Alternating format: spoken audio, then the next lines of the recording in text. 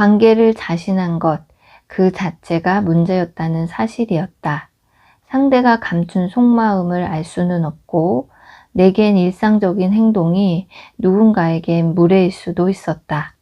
게다가 나는 흠없는 인격을 가지지도 못했다. 그걸 인정한다는 건 불편하고 슬픈 일이었다. 나는 관계에 대한 자신을 되찾는 대신 자신할 수 없다는 사실을 인정하기로 했다. 그러려면 그 불완전함을 안고 살아가기 위해 균형을 찾아야 했다. 책 읽기로 매일 성장하는 책 읽는 하하쌤입니다. 네, 안녕하세요. 책 읽는 하하쌤입니다. 네, 제가 오늘 가져온 책은요, 애쓰지 않고 편안하게 라는 책이고요.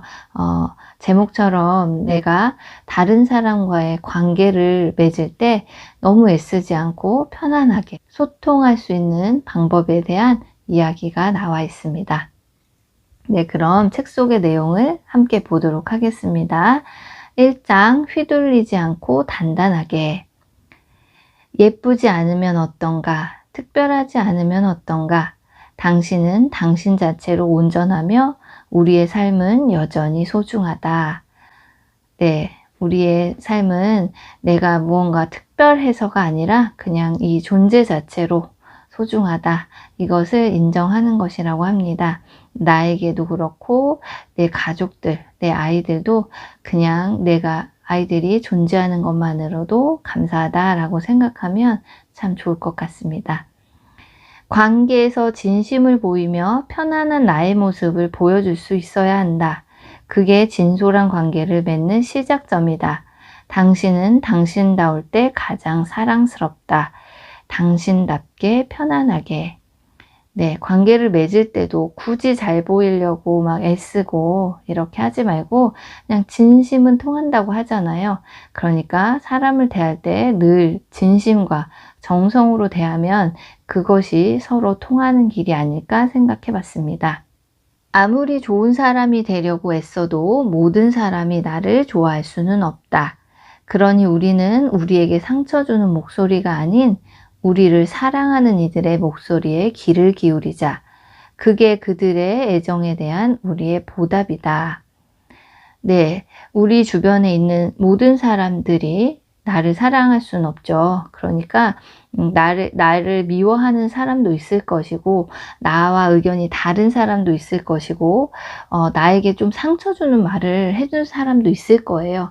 그렇지만 또 나를 응원해주고 위로해주고 힘이 돼주는 사람도 있잖아요. 그러니까 그런 사람들에게 상처 주는 목소리가 아닌 나를 사랑해주는 사람들에게 귀를 기울이고 그 사람들에게 애정을 보이는 것이 그 사람들과 소통하는 방법이고 보답하는 길이라는 것입니다. 사람은 누구나 열등감과 무력감, 초라함을 느낀다. 건강한 자존감이란 부정적 마음이 없는 게 아니라 부정적인 마음에 오래 머무르지 않는 것이다. 네, 사람이라면 누구나 힘든 시기가 있고 열등감, 무력감 이런 감정을 느끼게 마련이죠. 그런데 이제 자존심이 건강한 사람은 부정적인 그런 생각이 들 때 거기에 오래 머무르지 않고 빨리 회복할 수 있는 능력을 가진 사람이라는 거예요. 회복 탄력성이라고 하죠. 그러니까 우리가 회복 탄력성을 좀 길러보는 게 좋을 것 같습니다. 다음 2장은 애쓰지 않고 편안하게. 일방적인 노력으로 지탱되는 관계는 어차피 허물어질 수밖에 없다. 단단한 관계는 서로의 노력으로 만들어진다. 네, 그러니까 좋은 관계는 어느 한쪽의 희생으로만 이루어질 수 없다는 거예요. 그런 관계는 오래 갈 수 없고 언젠가는 무너지게 돼 있다. 그러니까 서로의 노력으로 관계를 만들어야 되고 서로가 서로에게 기댈 수 있는 관계가 가장 이상적이다 라는 얘기입니다. 내가 지치지 않아야 나를 지킬 수 있고 그래야 나도 관계도 건강해진다. 사랑하는 사람에게 힘이 되고 싶다면 첫 번째 조건은 당신의 삶이 무너지지 않는 것이다. 네, 이것도 아주 중요한 얘기죠. 내가 나부터 돌봐야 남도 돌볼 수 있다는 얘기예요. 내가 지치고 힘들 때 사실 남을 먼저 생각한다는 건 쉽지가 않잖아요. 그러니까 나부터 챙겨야 남도 챙긴다. 그 책에 이런 말이 나옵니다. 희생은 착한 사람이 하는 게 아니라 강한 사람이 할 수 있다. 네, 이거 정말 딱 맞는 말인 것 같아요. 내가 강한 사람이 되어야 그 후에 다른 사람도 챙기고 돌볼 수 있는 것 같습니다. 네, 다음으로 3장. 신경질 내지 않고 정중하게. 네, 이거는 이제 타인과 공존하는 방법에 대한 내용인데요. 여기에서 사람을 3가지 유형으로 나눠서 소개를 하고 있는데요. 첫 번째가 테이커인데요. 주는 것보다 많은 것을 받으려고 하는 사람이니까 받기만 좋아하는 사람이죠. 두 번째는 매처, 받는 만큼 주고 주는 만큼만 받는 사람. 마지막으로 기버가 나오는데요. 다른 사람의 이익을 생각하고 조건 없이 베푸는 사람. 이렇게 3가지로 사람이 분류가 되고 여기 책에서는 이제 그러니까 기버의 삶을 살아야 행복하고 오히려 더 풍요로운 삶을 살 수 있다라고 나왔는데요. 이 기버 중에서도 호구형 기버와 호감형 기버로 나뉜다고 하는데요. 호구형 기버는 호구라는 말 그대로 신은 돌보지 않고 남에게 어떻게 보면 바보같이 이용만 당하는 사람인 거고요. 이제 호감형 기버가 바로 먼저 베풀지만 이 사람은 자기 입속만 챙기는 테이커들과는 거리를 둔다는 거예요. 분별 없이 이타심을 발휘하는 게 아니라 테이커를 걸러내는 안목이 있는 사람이라고 해요. 그러니까 우리가 누구에게나 좋은 사람일 필요는 없고 나의 가치를 알아봐주는 사람, 내가 주어도 그만한 가치가 있는 사람에게만 잘 해주면 된다. 그렇게 나와서 우리가 이제 호감형 기버가 돼야겠다라는 얘기가 나옵니다. 진실은 진실된 사람에게만 투자해야 된다라는 이런 말이 나오는데요. 이건 좀 꼭 기억해야 될 것 같아요.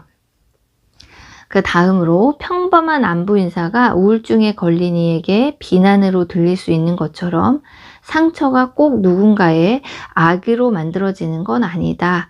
네, 이것도 제가 별표를 3개나 쳐놨는데요. 상처를 주려고 작정을 하고 한 말은 아니더라도 듣는 사람의 상황에 따라 상처가 될 수도 있다는 얘기예요.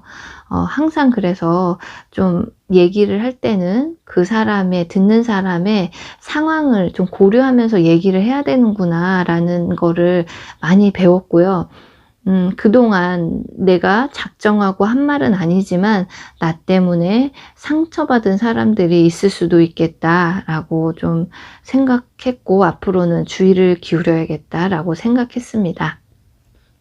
다음 4장으로 쫄지 말고 씩씩하게. 모욕을 당하는 방법은 그것에 굴복하는 것이다. 사람은 요구하는 만큼만 존중받게 된다. 네, 이것도 참 좋은 말인 것 같았어요. 사람은 요구하는 만큼만 존중받게 된다. 네, 우리 쉬운 말로 우는 아이 젖준다 라는 말이 있죠. 네, 가만히 있으면 그냥 아이가 순하구나 하고 이렇게 넘어가는데 아기가 울면 아무래도 계속 얘가 왜 불편한가, 뭐를 해줘야 되나 계속 신경을 쓰게 되잖아요. 그러니까 우리가 무조건 참고 견디는 것만이 상책은 아니다. 내가 부당한 요구나 그런 처분에 당당하게 할 말은 해야 되고 내가 받아야 될 당연한 권리는 좀 주장할 수 있어야 된다라고 생각합니다. 이것이 나를 위하는 길이다라고도 생각해 봤습니다. 네, 다음으로 5장 참지 말고 원활하게. 네, 표현에 관한 내용인데요.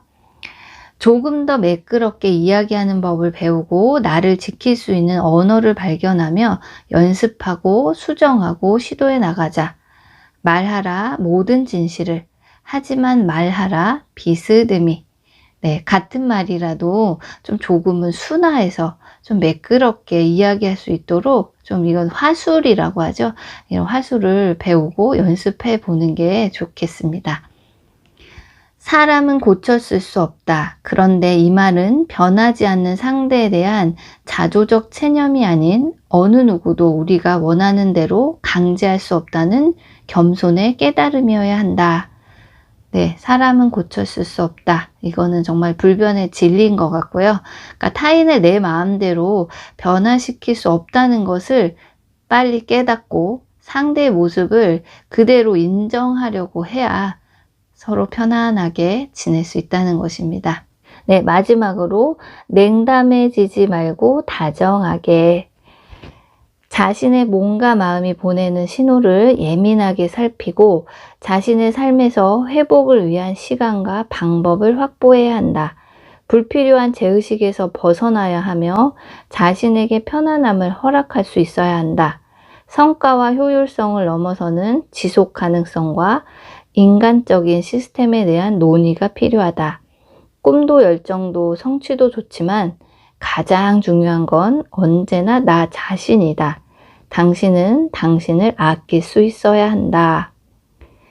네, 스스로를 지킬 수 있는 방법, 그리고 그런 시간을 갖도록 해야 된다는 거예요. 내가 힘들고 지칠 때 나만의 스트레스 해소법이라든가 그런 시간을 갖는 것.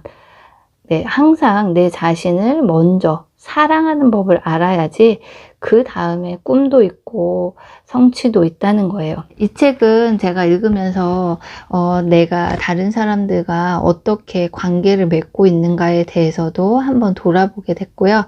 내 스스로도 나를 더 잘 챙기도록 해야겠다. 그것이 나를 위한 길이고 더 나아가서는 나와 관계 맺는 주변 사람들을 위하는 길이라는 생각을 했습니다. 네, 책 제목처럼 애쓰지 않고 편안하게 관계를 유지해 보고 싶으신 분들이면 이 책을 꼭 한번 읽어보시기를 권해봅니다. 오늘 영상은 여기까지고요. 영상이 마음에 드셨다면 좋아요와 구독도 부탁드립니다.